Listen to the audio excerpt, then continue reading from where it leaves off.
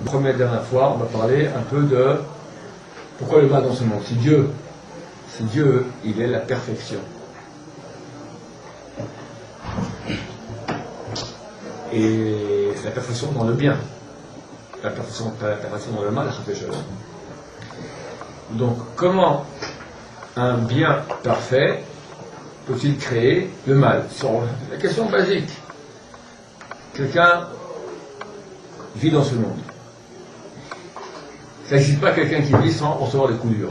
Déjà à l'âge de 3 ans, tu as les dents qui commencent à pousser, je ne sais plus à quel âge, tu as mal aux dents, après il faut changer les dents, après tu as l'école, la tannée, après chidour, après tu deviens papa, vas-y l'éducation des enfants, et puis la parnassa, et les maladies, et la mort, et la shoah, et les bons petits autres. La question basique, Dieu, si tu existes, et tu es le bien parfait, alors, comment se fait-il que de toi sort tout ce mal? Franchement, t'as raté. Regarde ce monde. Si Dieu il est parfait, il aurait dû créer le Club Med en cachère. Hein, ça aurait été mieux. Hein? Il y a le Club Med en cachère? Ouais, là. Je peux pas. Non mais, pour tout le monde. Pour tout le monde. Et infini. Un grand Club Med géant. Voilà. Et infini. Pardon? Voilà, ça aurait dû être, ça devrait être cacheur, tout le bien, tout qu'on ait la vie bien. Qu'on soit. Se tromper dans la vie bien avec un morceau de cochon, on peut pas dire. Que ce soit cacheur, que tout soit cacheur, que tout soit bien et qu'on soit heureux. Pourquoi il y a tellement de. Le monde il est dur, il est très difficile. Quand on est jeune, alors on voit tout en rose. Quand on a commencé un peu à prendre de l'âge adulte, on va commencer à avoir beaucoup de noir dans le rose, tout en noir. Et quand on grandit plus, on voit des mots tout en rose. Il faut arriver à comprendre. Quand on va comprendre le pourquoi du mal, alors c'est certain que c'est un très grand degré. D'ailleurs, c'est un peu un des secrets de la fête de Purim que nous allons fêter dans une semaine et un peu plus. On est censé boire. On est censé, attention messieurs, on est censé boire, pas qu'il faut boire. C'est bizarre. Hein? C'est bizarre. C'est une mitzvah de boire, modérément. C'est marqué dans Shulchan Aruch, je sais qu'on puisse plus faire la différence entre Baruch Mordechai et Aruch Haman. En se trompant, on dit Aruch Mordechai et Baruch Haman. Baruch Haman. Haman, tu prends Hitler, c'est un gentil petit garçon à côté. D'accord? Haman, c'était en un jour plus personne. Tuer tous les juifs, femmes, vieux, enfants, en un seul jour, le 13e jour du mois de Hadar. Comment tu peux dire Baruch Haman? Que tu comprends que le mal il est bien. Surtout comme on peut dire Aruch Mordechai. Ouais, aussi. Non, ça c'est simple. Aujourd'hui on le voit beaucoup. Aruch Mordechai. Que des gens On le voit de disent, partout. que les gens disent ça. Qu'un religieux c'est un fou ou quoi. Je vois. Que c'est un. Que des religieux c'est un fou et tout ça. Non mais que nous maintenant en tant qu'un bardat, on est censé monter, en buvant, on est censé monter à un degré tellement haut de proximité de Dieu qu'on commence à comprendre qu'en fait tout est bien. Entre béni et entre maudit, mal, bien, tout est bien. Donc Ao, que tu dises Ao, Boni, que tu dises béni, tout est bien. C'est ça ta question en fait. En parenthèse, au niveau de boire, d'accord? Il y a deux chitotes. Il y a une qui dit qu'il faut vraiment boire à ce point-là, être complètement KO et jusqu'à ce que vraiment par erreur tu dises. C'est très grave de dire Baruch Haman vraiment. Parce que tu bénis le mal. On ne veut pas bénir le mal, Chazé Shalom. Mais si tu arrives à un niveau d'ivresse tellement grand et tu le dis sans faire exprès, donc tu l'as pas béni, ça s'est fait comme ça. Alors c'est ça, il y a certains tikkun, d'après Kabbalah, à faire là-dedans. Parce que dans le mal aussi, tu as un peu de bien. C'est quoi le bien? C'est la vie. Dans le mal aussi, tu as un peu de vie. Sinon, s'il n'y a pas de vie dans le mal ne serait pas. Une chose pour être, elle doit exister. Existe, c'est celui qui a une source de vie. Quand tu dis Baruch Haman, tu retires cette vie du mal. Mais c'est d'après ce qu'on dit que tout mal qui arrive en Israël, comme on dit, c'est pas le serpent qui tue, c'est la Avera qui tue. Le mal qui arrive à Israël, c'est à cause de leur péché à eux-mêmes. Alors, Aman, c'est un envoyé de la Kosh Baruch pour être métaquet, ce qu'Israël en fait, comme faute. Alors, quand on dit Aman. Ok, mais la question reviendrait à dire maintenant, pourquoi est-ce que Dieu a créé la possibilité de pécher? On va prendre les choses à la base. À la base, Dieu, il met l'homme dans le paradis, il dit voilà, tu manges tout ce que tu veux, mais ça, tu ne manges pas. Vient le serpent, il va tenter Adam de manger du fruit interdit. Moi, parce que Dieu, j'aurais fait les choses autrement. J'aurais, écoute, voilà, je vais au paradis, et tu t'éclates, fais ce que tu veux, tout est permis. Mais dans ces cas-là, ça vient poser deux questions. C'est-à-dire pourquoi Dieu il a créé le monde, dans quel but? Et si c'est dans le but que l'homme se parfait, enfin que l'homme puisse se parfaire, sans existence de mal, il n'y a pas de possibilité de faire de bien, donc il n'y a pas de mérite. Pourquoi pas? Pourquoi Si pas? le Sans mérite, mais tu peux faire du bien. Bah, s'il fait que le bien, quel est le mérite? Sans mérite. Je suis un ange. qui fait Alors du pourquoi bien. Dieu a créé le monde? Hein? Pourquoi Dieu a créé le monde si c'est pour que les hommes puissent se parfaire? Si, donc, Mais parfait signifie qu'il y a déjà du mal. Pourquoi Dieu, il est parfait, il est bien. Maintenant, il est de la nature du bien, de faire le bien. Alors, il crée des créatures, ok, il donne du bien. Mais intrinsèquement à sa justice qui est parfaite. Pardon? Par exemple, par rapport à sa justice qui est parfaite, si la perfection de sa justice, elle estime que finalement, pour que le monde soit parfait, il faut qu'il y ait une possibilité de faire le mal. Donc à partir de ce moment-là, il est obligé de créer un monde où le mal existe. Sinon, il n'y a pas de possibilité. Sinon, c'est pas de la perfection, puisque... Il n'y aurait pas de mérite. Il n'y a pas de mérite à quelqu'un qui... On peut pas comparer un gars qui a vécu toute sa vie à des braques, à quelqu'un qui a grandi à Ibiza et qui termine à des braques. Mais Dieu ne peut pas me donner maintenant des cadeaux sans mérite. Écoute, voilà, Dieu sait faire venir, tu seras un grand sadique, tu vas venir à la Shiva, tu vas étudier, tu vas t'étrangler en étudiant, et tu recevras une grosse sucette, un grand cadeau. Je peux le dire comme ça, je peux dire autrement, écoute, c'est sympa. Tiens, tu te reçois maintenant la grosse sucette, gratuite. Qu'est-ce que tu préfères? Entre nous, Je suis ça au début. voilà, c'est normal. Pourquoi est-ce qu'il faut bosser pour avoir droit à... Dieu peut donner une grande sucette, qui me la donne? Mais le fait que maintenant ils disent que la vie la grande sucette, Ouais. c'est parce qu'il sait que la grande sucette a une valeur. Et si on la donne plus, elle n'a plus de valeur. Si, c'est-à-dire que Non, Dieu peut créer tous les jours une sucette plus grande. Dieu, il est infini. Olamaba, laisse tomber, on va aller au Lamaba. On va kiffer énormément, paraît-il. Maintenant, on va s'habituer. Figure-toi que chaque jour, on aura un kiff plus grand que le jour d'avant. Pas Olamaba. Et moi, comme ma chère, c'est marqué, Samrenu kimot anitanu. Réjouis-nous comme les jours où tu nous as persécutés. Le même nombre de jours que tu nous as persécutés, il faut que tu nous réjouisses. Alors là, c'est très mal barré, parce que l'époque messianique, elle doit être avant l'an 6000. On est déjà en 5765, donc il reste maintenant 235 ans. On a souffert au moins 3000 ans. Alors, comment il va faire ça, Dieu? Alors on dit, chaque jour sera plus intense dans le bien, 24 fois plus fort que le jour d'avant.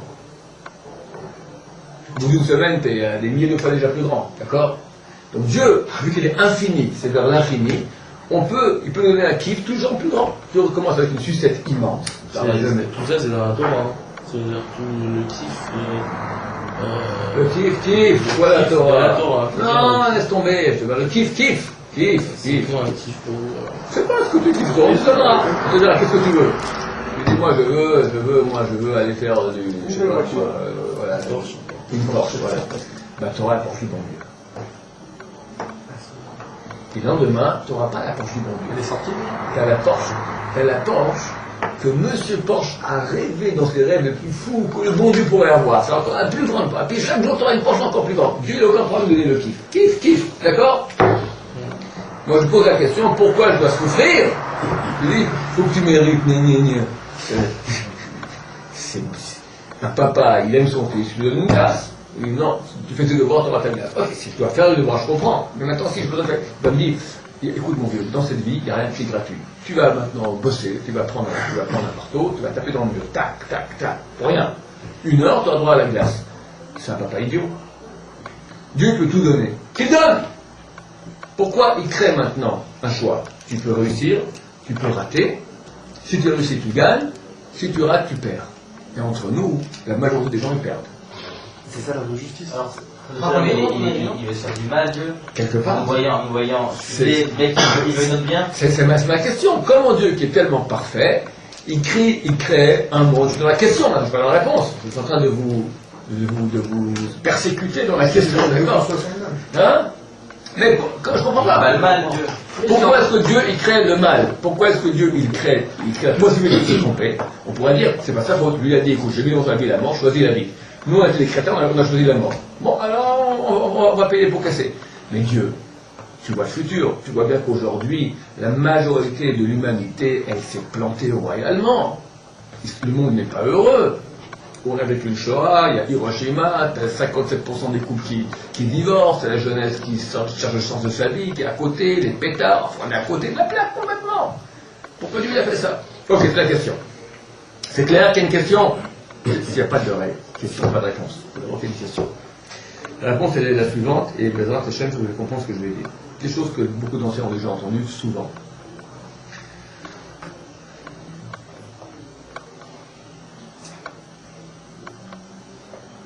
Je vais créer un robot. Ce robot devient extrêmement actif.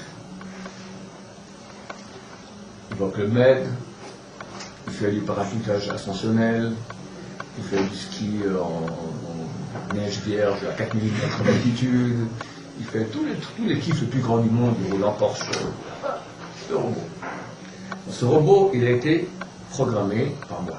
Il ne peut rien faire tout seul. Il fait que le programme. Il kiffe ce robot? Si je programme qu'il kiffe. Comment tu programmes? Est-ce qu'il a des émotions? Ok, ouais, très bien. On peut faire ça. On lui fait qu'il ait un kiff. Ah, il kiffe. Maintenant, est-ce qu'il est? Est-ce qu'il pense? Je lui mets une conscience. Hein? Je lui mets une conscience. Conscience, exactement. Est-ce qu'il peut maintenant créer un robot qui a une conscience? C'est quoi la conscience? La conscience, elle va de pair avec une notion autre qui est très proche, qui est libre arbitre. Si le robot ne peut pas décider, moi maintenant je veux faire ça, il a un choix. Tu peux faire ça ou ça. Et c'est lui qui décide. S'il n'y a pas ça, le robot n'est qu'un robot. Un robot, c'est-à-dire, il fait ce que moi j'ai programmé. Lui n'a pas d'être intrinsèque à lui-même. J'ai un robot, j'ai programmé, puis un beau jour, le robot, il se vient le matin, il m'a réveillé. Eh oh, Ishaya, tu m'as mis programme aujourd'hui, parachute, mais je veux pas parachute. Moi, je veux aller au bord de la mer. Alors, je fais ce que je veux. Mais je ne comprends pas, je te programme autrement. Il dit, je fais ce que je veux. Si le robot il fait ça, c'est plus un robot. C'est un être à part entière.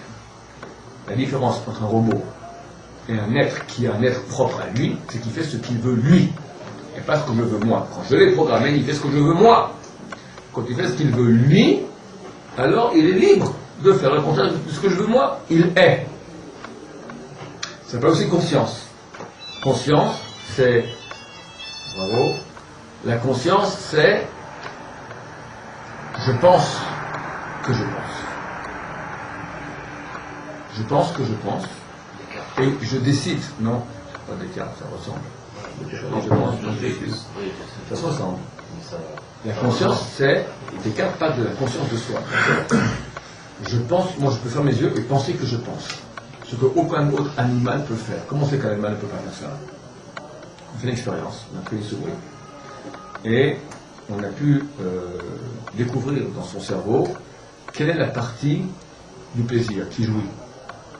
On a mis là-bas une électrode, et elle a compris que quand elle levait la tête, elle jouissait, elle avait du plaisir.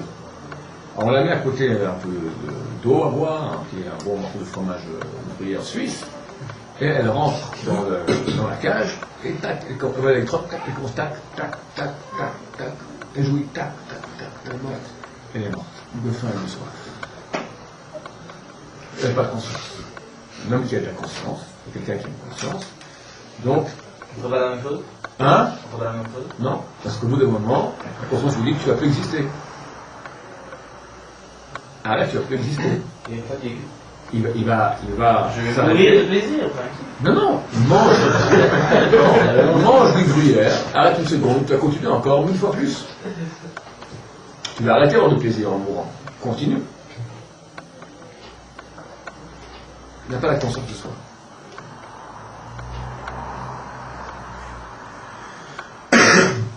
Il n'y a pas de choix. Parce que c'est ça l'animal. L'animal, il est programmé à faire les pulsions. Il recherche, le corps recherche toujours le moindre effort et les plaisirs. Le moindre effort, c'est le moins souffrir, plus kiffer, l'animal. Maintenant, il est programmé pour ça. Le chien, tu lui donnes un bon de noces et un bourdin. Qu'est-ce qu'il fait? Je ne pose pas la question, je prends le nonos ou je prends le bourdin.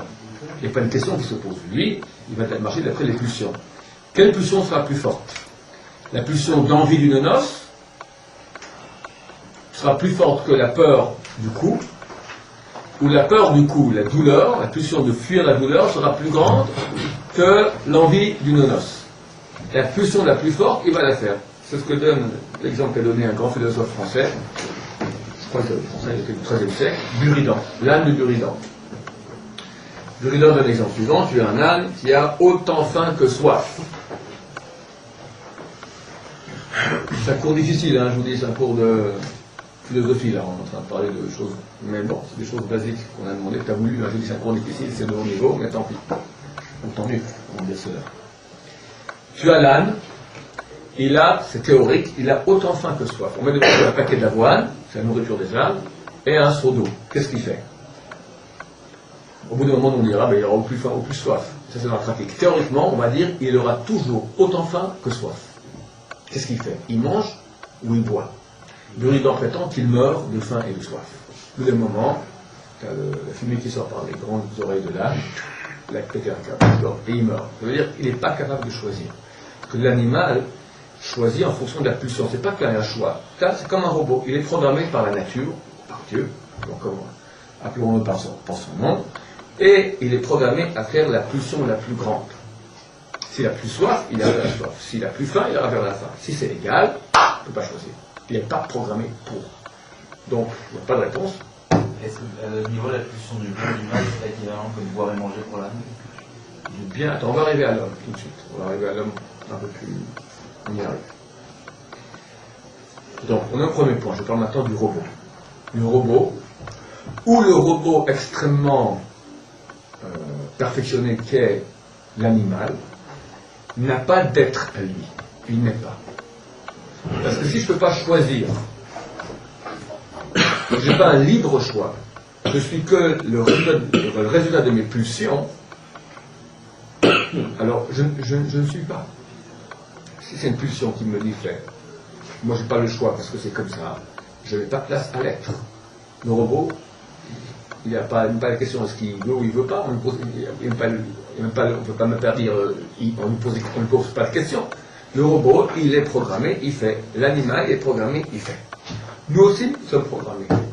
Mais une partie à nous qui n'est pas programmée. On peut dire à Dieu, moi je ne veux pas faire ce que tu veux. Dieu m'a laissé libre de partir. Le robot s'est révolté un beau jour. En quelque sorte. Il a dit, eh oh, tu veux que j'aille à la plage? Je ne vais pas à la plage, je vais à la montagne. Le robot, il dit ça, c'est un être à part entière. C'est-à-dire que l'être humain, le plus grand cadeau que Dieu a pu nous donner est le suivant. Nous étions, avant de venir sur terre, à l'état d'âme. Face à Dieu, à l'état d'âme, tu n'as pas de choix. Parce que Dieu, il est rempli tout, il décide, c'est comme ça, c'est le monde de vérité. La vérité, on a parlé l'autre jour, elle est une. Face à Dieu, tu as une vérité qui est une, donc tu n'as pas d'option, un ou deux. Il y a un, c'est comme ça, tout le monde va comme ça. La réalité, elle est une de Dieu, c'est la vérité totale, absolue.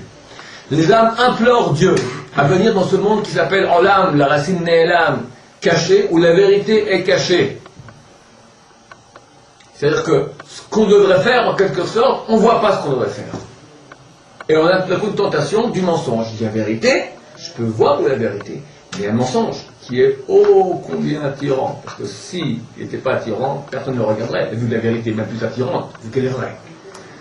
La vérité, elle est vraie, et le mensonge, il n'est pas réel. Pour que le mensonge il puisse avoir une chance contre la vérité, il doit être beaucoup plus attirant, beaucoup plus grand, beaucoup plus nombreux, beaucoup plus... Il a les médias, d'accord? C'est lui qui fait la pub toute la journée. Pourquoi beaucoup plus? On va dire au même niveau que le bien il est attirant, alors le mal aussi. Oui, mais si le sinon mal... c'est plus du libre arbitre, sinon il n'y a plus de choix alors. Oui, pour que tu aies une attirance aussi grande au mensonge qu'à la vérité, il faut que le mensonge en quantité soit beaucoup plus grande, parce que la vérité est beaucoup plus grande en qualité, vu qu'elle est vraie. Si tu dis à quelqu'un maintenant, éclate-toi, mais tu seras un raté. Tu dis à quelqu'un d'autre maintenant, écoute, éclate-toi moins, mais tu vas te réaliser la vérité de toi. Certain, l'homme, il prend la vérité. La vérité, c'est certain que je suis beaucoup plus... Quand je sens que je me réalise vraiment, je suis dans le vrai, ça me fait kiffer beaucoup plus que le mensonge. Le mensonge, bon, je kiffe, mais c'est faux. Normalement, beaucoup de gens choisissent le mensonge. Pourquoi ils veulent le mensonge? Parce qu'il est beaucoup plus attirant, quelque part. Il est beaucoup plus nombreux. Tout le monde fait comme ça. Il n'y a que quelques exceptions dans le monde qui vont dans la vérité. C'est-à-dire que la vérité, pour qu'elle soit aussi attirante que le mensonge, il faut qu'elle soit beaucoup plus petite, beaucoup moins apparente que le mensonge. Sinon, le mensonge n'aura aucune chance. Quoi qu'il en soit, il faut qu'il y ait un libre arbitre. C'est ce monde-là. Je viens dans ce monde où le libre arbitre. C'est-à-dire que Dieu va me donner le plus grand cadeau. Quand il me donne la possibilité de me tromper, il me donne le plus grand cadeau qui puisse être, c'est-à-dire être. Ça, c'est la réponse en 2 mots. Je vais répéter pour que ce soit clair pour tout le monde. Pourquoi Dieu crée le mal dans ce monde? C'est quoi le mal? Le mal, ce sont les conséquences du mensonge. Les conséquences de rater. Quand quelqu'un il a un choix, réussir ou rater, quand il a choisi la voie de rater, ça amène des conséquences. Qu'il va souffrir, qu'il n'est pas bien, que rien ne marche. Pourquoi Dieu me laisse l'option rater? Réponse. Pour que tu aies un libre arbitre, un choix. Pourquoi tu me donnes le choix? Laisse-moi sans aucun choix. Si tu n'avais aucun choix, tu n'aurais que la vérité, tu serais un robot, tu ne serais pas. Tu n'existerais pas. Le plus grand cadeau que Dieu me donne, c'est celui d'être, d'exister. Un minéral, une pierre, un végétal, une plante, un animal n'ont pas d'être intrinsèque, ni les anges d'ailleurs. Les anges n'ont pas d'être intrinsèque. Ce sont des robots. Tu as le robot minéral, végétal, animal. Tu en as un seul qui n'est pas un robot, qui a l'image de Dieu, qui est libre. À une certaine mesure. Libre. Je suis libre. Je peux faire ce que je suis. Je peux faire ce que je veux. Dans un certain cadre. Pas tout ce que je veux, mais dans un certain cadre, je suis libre. Et Dieu nous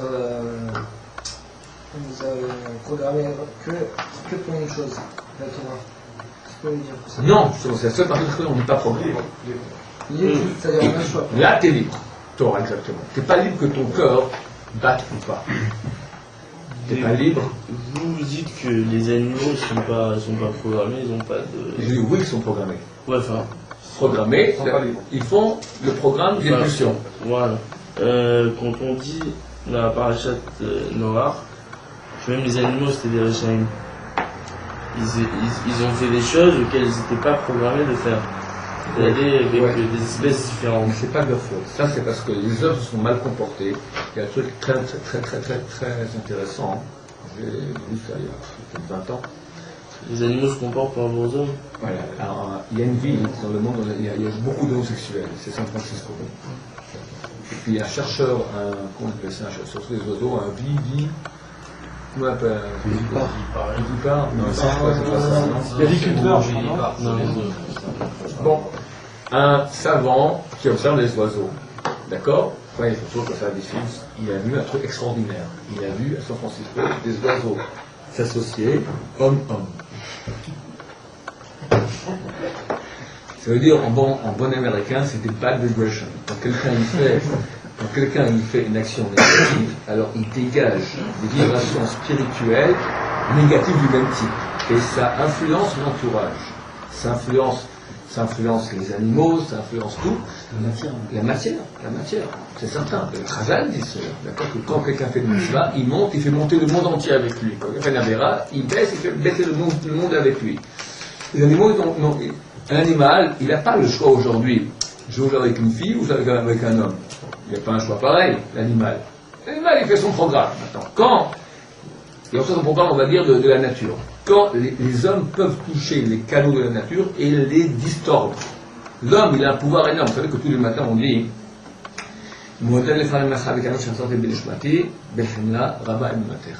Rabba Notecha, grande est ta Emouna. Grande est ta confiance. La Emouna, c'est la foi. Grande est ta foi. C'est tordu, le type qui a écrit ça, il a un peu trop le matin. Non, il nous la rend avec beaucoup de foi, avec une grande foi. Il a foi en moi, moi j'ai la foi en lui. Grande Emouna terrain. Qui doit avoir l'Emouna, Dieu ou moi? Moi, Il m'a fait une promesse qui l'enlève pas. Hein? Il m'a fait une promesse qui me donne Ça, mon Manachama pour me laisser une chance encore de me rattraper. Ça, c'est les Français qui ont traduit. Grande est ta fidélité. Tu es fidèle que tu me rends tous les matins. Mais c'est pas en hébreu, là-bas, Emouna terra. Emouna, c'est la Emouna, c'est la foi. C'est-à-dire, moi je crois en Dieu, grand, toi aussi tu as Emouna en moi, c'est bien. Moi je crois en toi, toi tu crois en moi. Mais pourtant, nous-mêmes, on ne doit pas croire en Qu'est-ce nous. que Dieu ait la foi en moi? Moi je crois. Rabba Emounati. Rabba Emounati, j'aurais dû dire. Moi j'ai foi en toi. Mais nous, on ne doit pas avoir foi en nous déjà, je crois. C'est ça, on doit avoir foi. Mais en nous, on ne doit pas avoir foi en nous déjà. Alors comment lui il peut avoir foi en nous? Encore plus grand. Ouais. Alors, le tchak là-dedans il est le suivant. C'est-à-dire que on a un pouvoir de destruction ou de construction tellement grand que Dieu, il ne devrait absolument pas me rendre âme tous les matins. Parce que c'est comme tu donnes à un bébé une bombe atomique.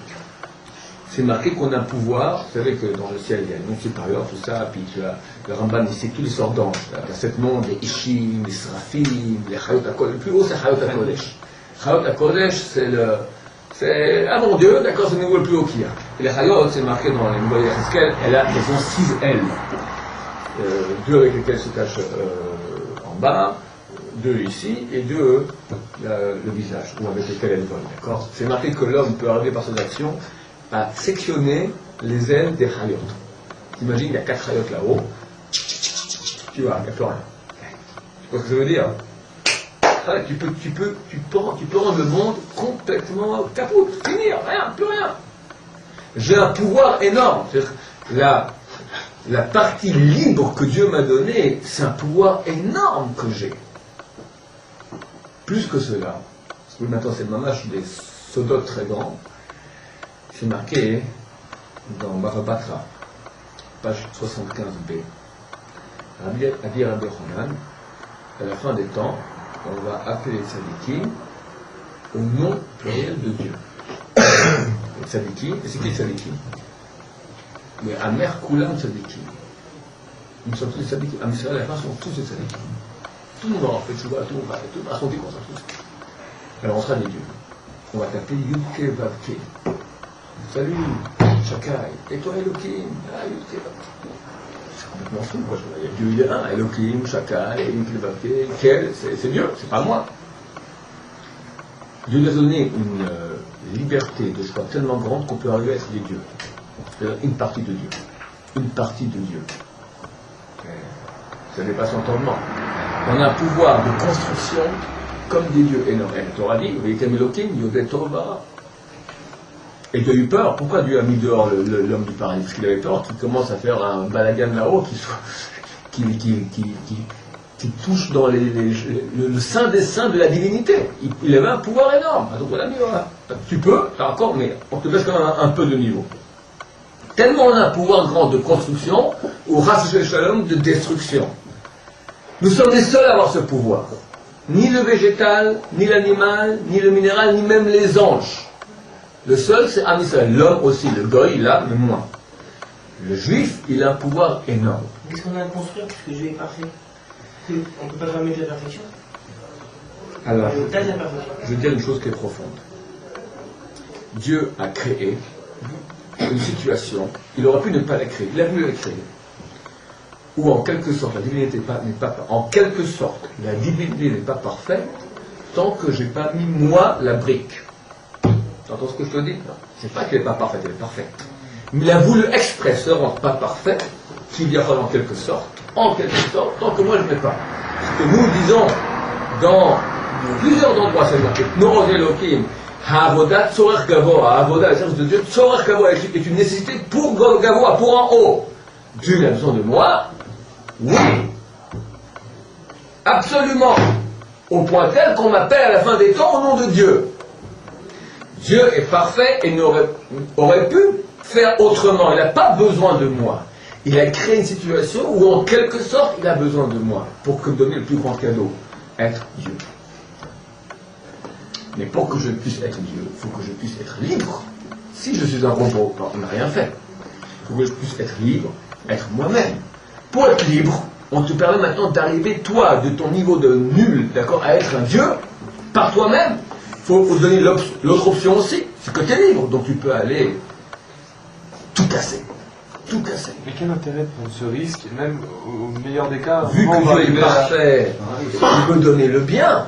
Ouais, mais quel intérêt? C'est-à-dire, même si on arrive au niveau de Dieu, à la limite, c'est quoi Au niveau de Dieu, Dieu est la perfection du bien, et la nature de la perfection du bien, de faire le bien. Et il n'est pas obligé. De son vouloir à lui, il veut faire le bien. Il veut faire le bien. C'est normal? Tu comprends? Pourquoi nous avoir mis au niveau, alors nous avoir donné une liberté, un choix d'existence, un choix de vie, un libre arbitre? Si nous avez mis au même degré que les anges, à la limite, tout était parfait. Mais t'es rien. Je dis l'ange, il est rien. L'ange, c'est un robot. C'est un robot très perfectionné. Il est ange. Et ça aurait été bien, c'est tout. Mais il n'y a rien. Tu n'es pas. Qu'est-ce que Tant qu'on n'a pas de choix, on n'est pas, c'est ça? Exactement. C'est pas je pense donc je suis, j'ai un choix donc je suis. Exactement. La conscience, comme a dit David, et le libre choix sont voisins, sont parents. Tu ne peux pas avoir l'un sans l'autre. Il y a conscience, il y a choix. Mais est-ce que le jeu n'est pas coupé d'avance? On voit que le premier homme créé, qui était la perfection faite, il n'avait même pas de yetzer, il a fauté. Comment nous, on peut ne pas fauter? Alors que chez nous, c'est tout mélangé, le bien, le mal. Et j'apprends moi le mot piper, je sais ce que ça veut dire. Le jeu n'est pas équilibré. D'abord, c'est comment fauter. La preuve de la perfection faite homme, qui était un Richard, il a fauté. Regarde, on a gagné. On a gagné déjà le jeu, c'est bon. On a fauté. D'abord, le premier homme, c'est Israël, c'est la même chose. C'est vrai. On a gagné aujourd'hui, c'est une question de temps. On a réussi à traverser tout l'exil. Le monde de la Torah existe, Chaim et Kayam. Tu as des juifs qui étaient. Ça fait 4000 ans que le monde n'est pas plus juif. On a survécu, on est là. Ah, c'est vrai qu'il y a beaucoup de mal. Mais le mal, il passe. La vérité, elle reste. Et on voit que dans l'histoire, le seul qui sont restés, ce sont les juifs contre la Torah. Donc on a gagné. Il faut aboutir, que le monde entier reconnaisse, c'est une histoire de jours, de mois, d'années, pas beaucoup plus. Il y a un retour en terre d'Israël qui se fait aujourd'hui, il y a un retour de la Torah en Israël, il y a une tchouva en Israël. On est aujourd'hui à la période, c'est la fin, c'est terminé, on a gagné. Alors, écoute, Le niveau individuel, on parle. aussi, si tout le monde a gagné, on fait partie. Tu es là. Le monde va très mal, mais Dieu, de toute façon, en fin de compte, il va faire en sorte que tout le monde réussisse. Par les voies agréables ou moins agréables. Mais tout le monde réussira par soi-même. Quelle heure est-il? Comment est-ce qu'on fait pour faire réussir à quelqu'un malgré lui? On lui fait croire que c'est lui qui peut. Il ne fait pas. On fait croire, mais Dieu n'est pas menteur. Non, il va faire tout, il va mettre autour de moi tous les éléments pour que, oups, un jour je fasse le bon truc, je vais penser que j'ai du mérite, c'est moi qui ai fait tout ça, j'ai pas vu que Dieu était là. Mais c'est un menteur, donc il t'a poussé. Il t'a mis dans l'ascenseur, et il ne t'a pas sentir que tu montes tout seul, puis en fait tu te crois dans un truc, tu crois que je suis monté au 5e étage. C'est un menteur, il est un menteur à ce chaleur.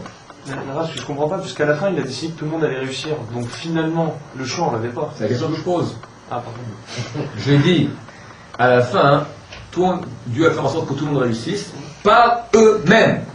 Comment Dieu peut m'obliger à réussir par moi-même? Où tu me prends, et c'est pas moi. Et si c'est à moi de décider, peut-être qu'il va jamais réussir. Alors, je pense qu'on peut répondre à cette question d'une autre manière. C'est marqué dans l'Alma il valait mieux que l'homme ne soit pas créé. Maintenant qu'il est créé, il n'est pas je veux massaf, qu'il fasse chouva. Donc on n'a qu'à dire, voilà, Adam Arishon il a fauté, quelle chance on a? Nous on a la chouva. Adam Arishon il a fauté, mais il y a la chouva encore. La chouva elle répare les actions. Ouais, mais lui, on peut dire, bon voilà, donc il y a un sens alors. On a plus de chance, on a la chouva. Oui, chouva, mais il lui dit pourquoi Dieu il a fait qu'on faute. C'était fichu d'erreur, on va bien regarder. Après l'homme plus parfait, le plus grand homme, et il s'est trompé. Alors qu'est-ce qu'il nous demande à nous? Nous, les ministres que nous sommes. Alors, mais il y a la chouva, mais tu vois que ça ne marche pas. Combien de balais de chouva? Ici 30 sur 500 000 Français, à côté de la plaque. On t'a pas enlevé la chouva, donc mais Dieu l'a raté. Regarde, prends aujourd'hui le monde.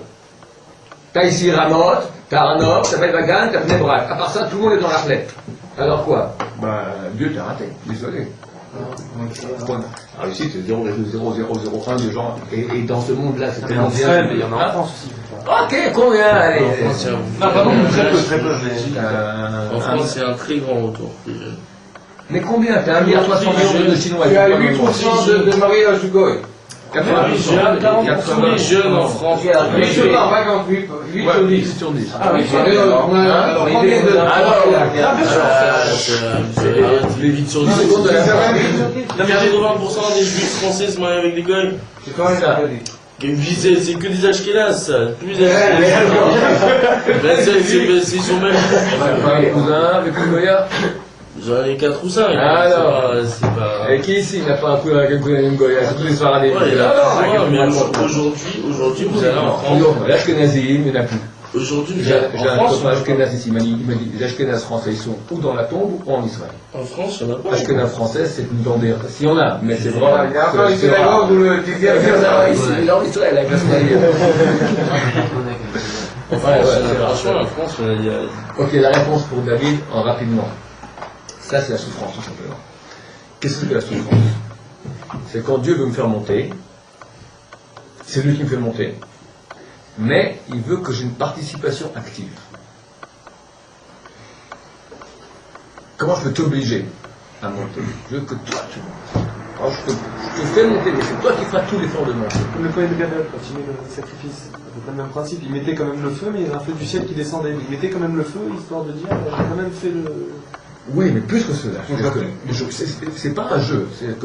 C'est toi, je t'oblige, je te fais monter. Que tu veuilles ou pas, tu montes. Mais il faut que ce soit par toi. C'est comment on me fait monter de force. C'est-à-dire que ce que j'ai pas fait comme effort de construction, il manquait l'effort. La partie, c'est quoi? Quand j'ai un choix et je décide de faire contrairement à ma pulsion, c'est un effort, c'est donc une petite souffrance. Cette souffrance-là, on me l'a fait faire. Comment on l'applique? On applique la souffrance. C'est une participation active de la personne malgré elle. Mais c'est une participation active de la personne, c'est lui qui fait. Ça s'appelle tout. Baruch Adonai.